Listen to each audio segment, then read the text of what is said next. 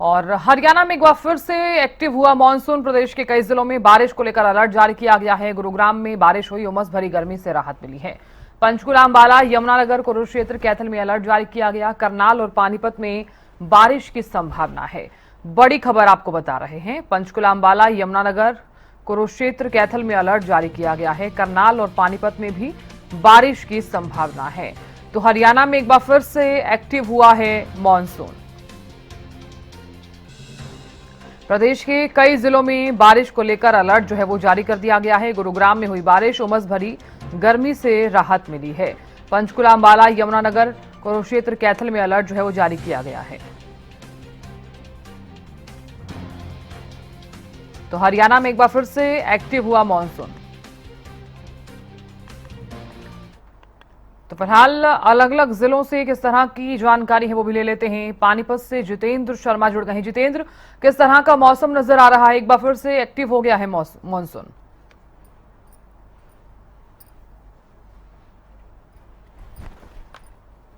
ये भी देखा है कि धूप 2 दिन पहले धूप थी, उमस थी, उसके बाद जो है लगातार जो है एकदम से बारिश हो जाती है।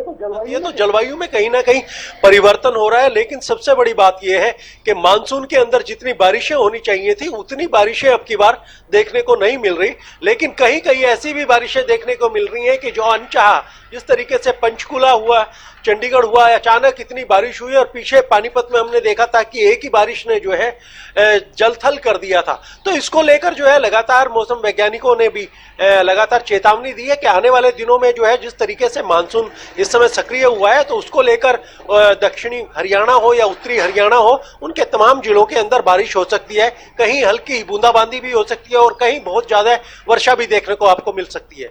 जी साधना। बिल्कुल जितेंद्र, देखिए क्योंकि मानसून का अगर जिक्र किया जाए तो अप एंड डाउन्स लगातार देखने को जरूर मिला है मानसून में। आपने भी जिस तरह से जानकारी भी दी है, क्या इसका जो असर है वो फिलहाल देखने को जरूर मिलेगा? फसलों पर अगर जिक्र किया जाए तो फसलों पर इसका कितना इफेक्ट?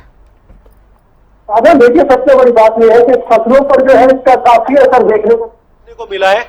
अगर उत्तरी हरियाणा की बात की जाए या दक्षिणी हरियाणा की बात की जाए, अगर मैं पर्टिकुलर पानीपत की बात करूं तो पानीपत के अंदर बहुत सी ऐसी खादर की फसलें हैं जहां पर हरी फसलें जो है लगाई जाती है। रेतीली जमीन है तो उनको पानी अवश्य चाहिए।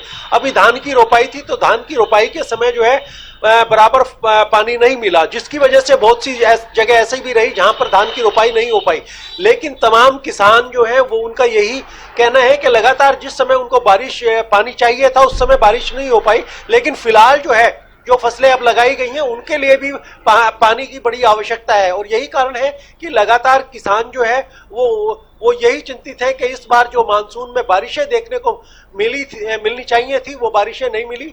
और तमाम आम लोगों के साथ किसान भी चिंतित हैं। लेकिन फिलहाल जो है जिस तरीके की मौसम वैज्ञानिकों ने चेतावनी दी है कि आने वाले दिनों में मौसम सक्रिय रहेगा, लगातार बारिशें हो सकती हैं, तो उसको देखकर जलवायु में जिस तरीके से परिवर्तन है, क्योंकि इस बार लगातार जो है चेतावनी तो जारी की जा रही है लेकिन उस तरीके की बारिशें नहीं देखी जा रही। और बारिशें अगर देखी जा रही हैं तो अनुमान से अधिक देखी जा रही हैं। तो उसका कई जगह का कारण है कि लगातार जो है चक्रवात दक्षिणी विक्षोभ बनते हैं या लगातार जो है एकदम से मौसम सक्रिय होता है और लगातार बारिश होती है। तो यही कारण है कि बहुत सी जगह जो है बारिशें कम हुई है और बहुत सी जगह जो है इक्का दुक्की जगह बारिशें अधिक हुई है। यही कारण है कि तमाम किसान जो है इस बार जो है, अगर मैं बारिश का एक आपको अनुमान बताऊं तो 65% जो बारिशें हैं वो ना के बराबर हुई है। यही कारण है कि किसान भी चिंतित है।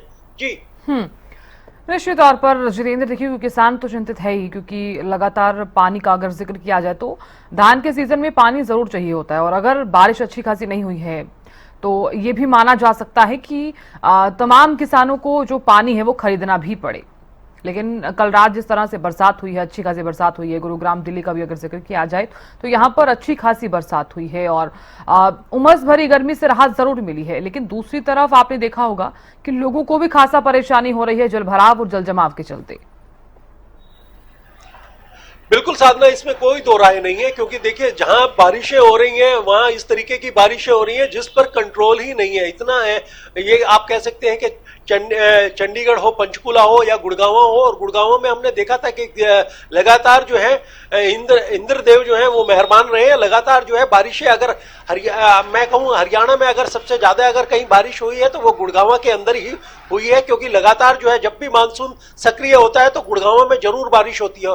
तो लेकिन आम अगर आप एनसीआर की बात करें, पानीपत हो, सोनीपत हो, करनाल हो, कुरुक्षेत्र हो, या आप अगर आगे चले जाएं तो दिल्ली, फरीदाबाद की, वहां तक तो बारिश है, लेकिन आम क्षेत्रों के अंदर बारिशें नहीं है। उधर हम सिरसा, हिसार की बात करें तो कभी कभी बीच बीच में जिस तरीके से मौसम सक्रिय हुआ है, मानसून सक्रिय होता है तो वहां पर बारिश देखने को मिलती है। लेकिन साधना, सबसे बड़ी बात यही है कि जिस तरीके से अनुपात में बारिशें होती थी, आप ये लगाएं कि लगातार जो है मानसून सक्रिय रहता था, तमाम बारिशें होती थी, तो वो बारिशें देखने को नहीं मिली। परसों भी हमने देखा कि धूप थी, उमस थी, टेम्परेचर जो है पानीपत में 35 डिग्री टेम्परेचर था, लेकिन अचानक जो है आध घंटा जो है लगातार बारिश हुई, तो उसका कोई अनुमान नहीं था, ना ही मौसम वैज्ञानिकों की तरफ से थी। और अब भी जो है मौसम हल्का सा बना हुआ है, थोड़ी सी हल्की धूप निकली है, मौसम में ठंडक है, लेकिन ये कहा नहीं जा सकता कि बारिश ही होगी। लेकिन जिस तरीके का एक आसार बन रहे हैं उससे यह अनुमान जरूर लगाया जा सकता है कि हो सकता है कि आने वाले समय में जो है बारिश देखने को मिले। जी बिल्कुल जितेंद्र, आप नजर लगातार बनाए रखिएगा, जानकारी आपसे लेते रहेंगे। बहुत शुक्रिया बने रहने के लिए।